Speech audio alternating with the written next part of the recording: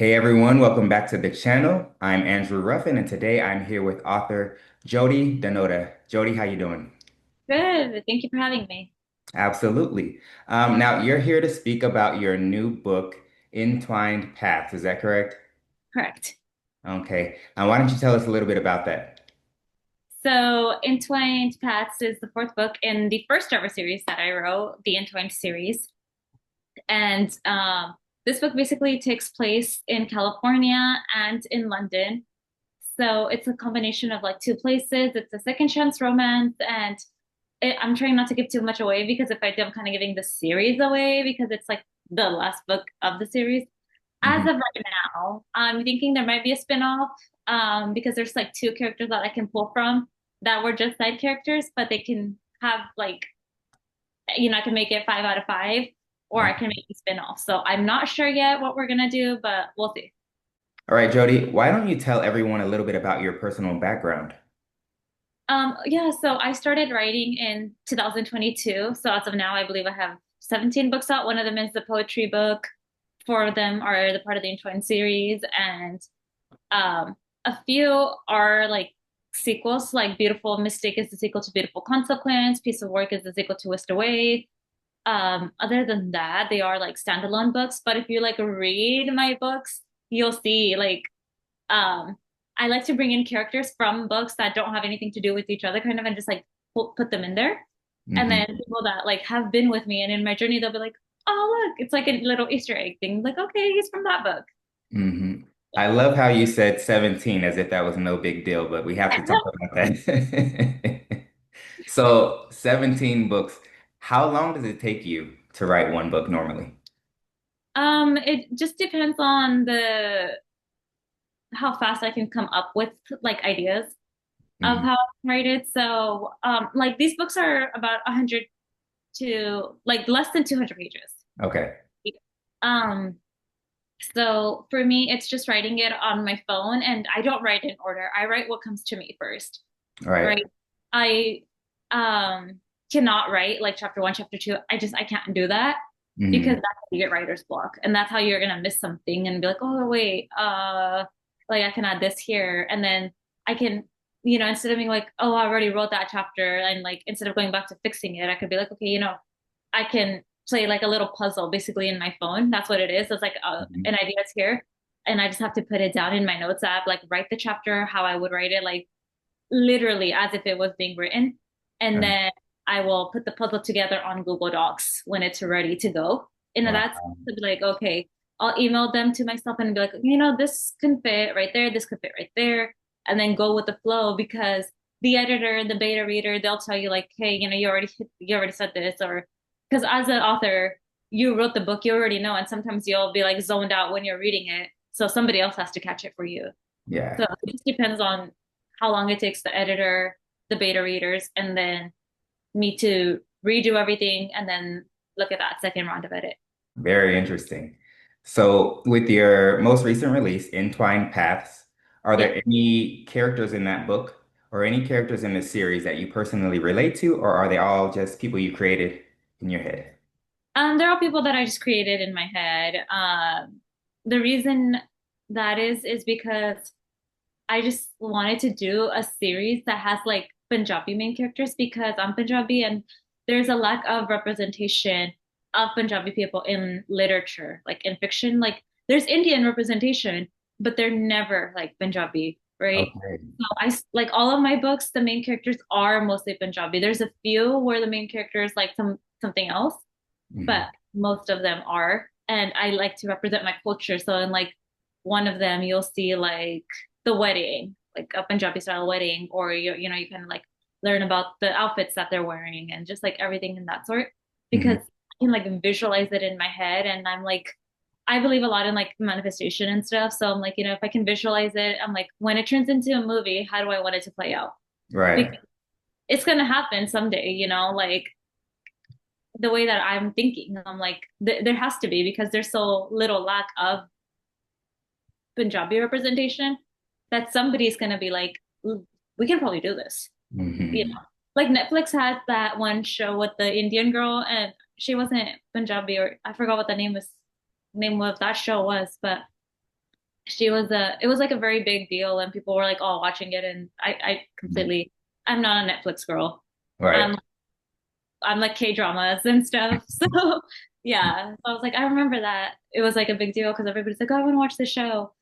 And um, Speaking of that, if your book was adapted into a film, are there cast members who you've already kind of picked out in your head, people in real life who you'd like to play in your movie? you know what's crazy about that is I actually went to this function when I was just like wrote like the first book.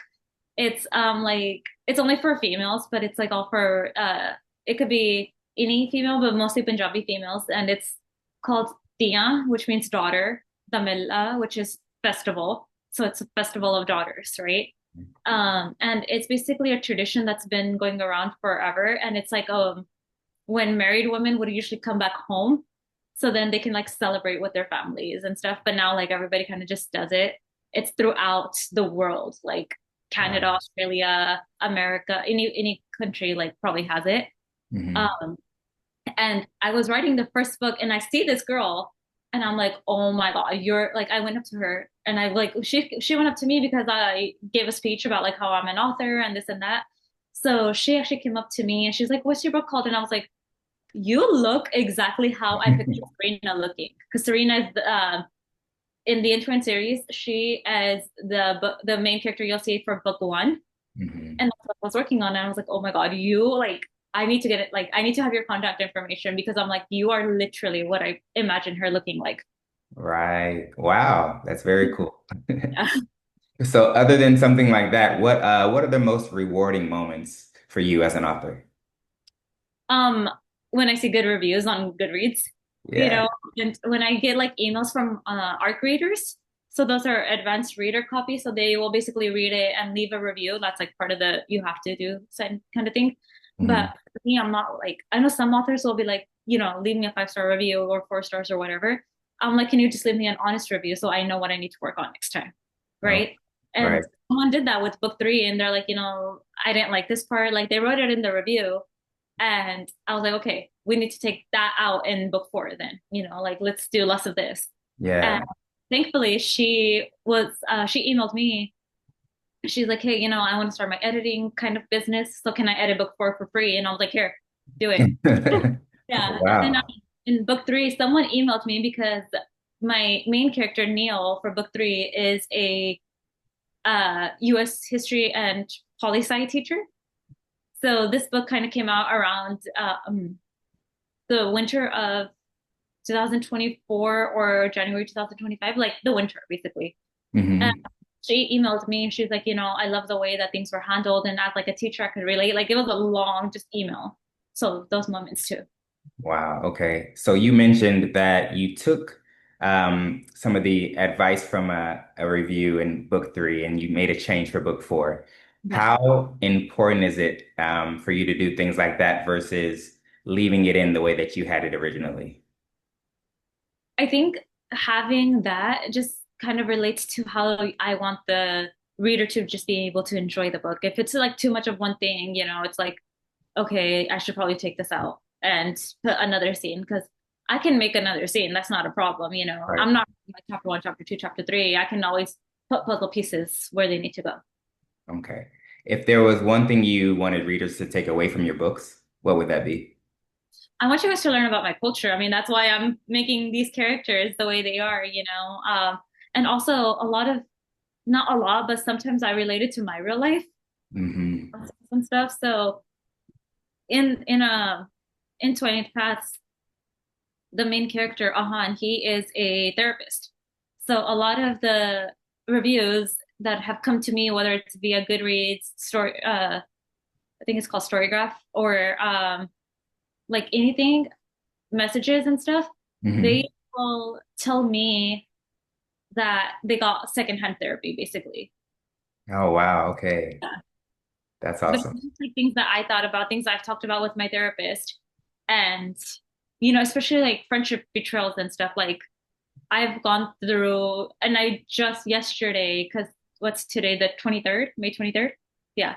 So Right. just yesterday, I had a therapy session because I have them on Thursdays. And I told him, I'm like, I got terminated because I was on medical leave while Mm. on medical leave.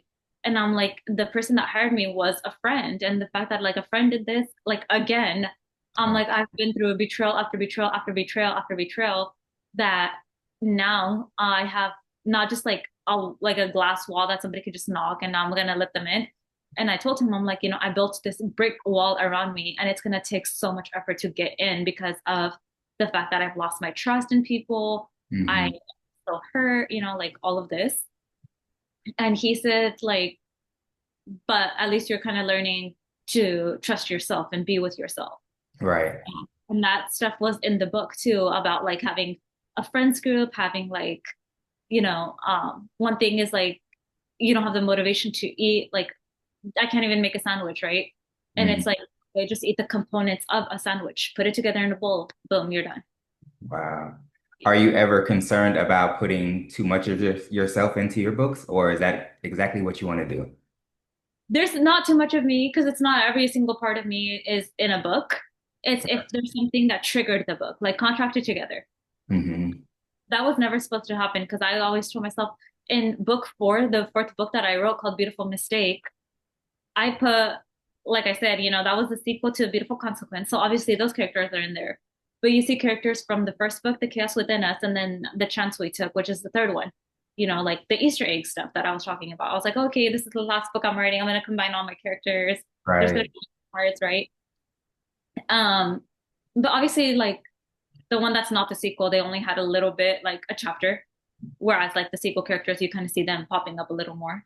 Uh-huh. And um, the reason Contracted Together happened is my sister was going through like a nasty breakup. She got into like a car accident. She was just like, that saying, hurt people, hurt people. And then like, so I was the first one in my family to go to college. So I really didn't kind of know what I was doing. So I majored in communication studies Hmm. because the academic advisor was like, well, if, what about communication? Like you could do whatever you want. Like it's so broad. And I was like, okay, I'll do that. Right. Hmm. Little did I know that was going to screw me over because now I'm like, what do I do with my life? So there's, I didn't like, she's STEM, so she was able to save more than I was able to save. And she was able to get herself like a new car right away and stuff. And she said, what does it feel like to be the unsuccessful big sister? Wow. And she said that to me. And that kind of sparked Contracted Together because there's that line is literally in the book. Hmm. Even though like my books are fictional, romance and stuff, like that line in itself is in the book. Right. And that book is one of my favorite books. And it's one of the books that's doing so well that Hmm. I'm just like, okay, I can keep going. Right. Absolutely. Absolutely. Well, as someone who has written 17 books, which is amazing, what advice would you give to an aspiring author coming up that wants to do what you've done? Honestly, this is what I tell everybody. I'm like, just write it because you don't know who needs your story. Like for me, I would have never written if I didn't read the book that like it's called A Court of Silver Flames. And Nesta is the character that I was able to relate to a lot because when I was going through what I was going through, I don't drink and stuff, like none of that stuff, but just the fact that she locked herself in her room and was like, I don't, or locked herself in the house and be like, I don't want to see anybody. I don't want to do anything. Like, don't even try it. Right. That's Right. kind of, so I was like, wait, if I can relate to a character, I can make characters people can relate to. And I've Hmm. seen that happen in Goodreads when people are like, oh my God, like literally, or when people, when Contracted Together happened, right? The main character, Mona, she is a kindergarten teacher. So all the teachers were like, oh my God, representation. And then they would like message me and they would be like, I'm a teacher. Like, I love the way you handled this and I love the way you did this. And Hmm. like same thing as I said with the art creator for Neil, because there's a lockdown scene because I've been a part of lockdowns, right? Like as a teacher, I've experienced lockdowns too. So when I got the message from, I believe it was Jennifer or I think it was Jen. She messaged me. She's like, I'm a teacher too, and I just love the way you handle the lockdown scene. And like, and I was like, oh, that's that's the thing. Like, you want people to be like, okay, this is like something I can do. I wasn't a kindergarten teacher when I wrote the book. I was a middle school teacher. I was a middle Ah, school okay. teacher. Uh-huh. And uh, no, wait, I wasn't. I was not a teacher at that time because I started writing in 2022. But because I was a middle school English teacher, I was able, and I went on lockdown back to back to back 3 months in a row. Hmm. So that's how I was able to put that into contracted together and then bring that kind of back like 10 books later, bring it back into another book, you know. Wow. Wow. Okay. So we did speak about the Entwined series, and you told us about book four. I just want to confirm, what was the name of the very first book in that series? The very first book in that series is called Entwined Fates, and then it's Entwined Bonds, and then Entwined Hearts, and then Entwined Paths. Wow. Okay. Well, I know you have a lot of books available. Do you have any other series or any other books in particular that you'd like to talk about today?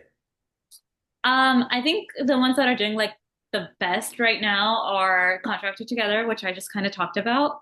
Hmm. Um, and then I also really like the fact that The Chance We Took is doing really good because a lot of the times in romance novels, it's like the billionaire, the rich man, all that kind of.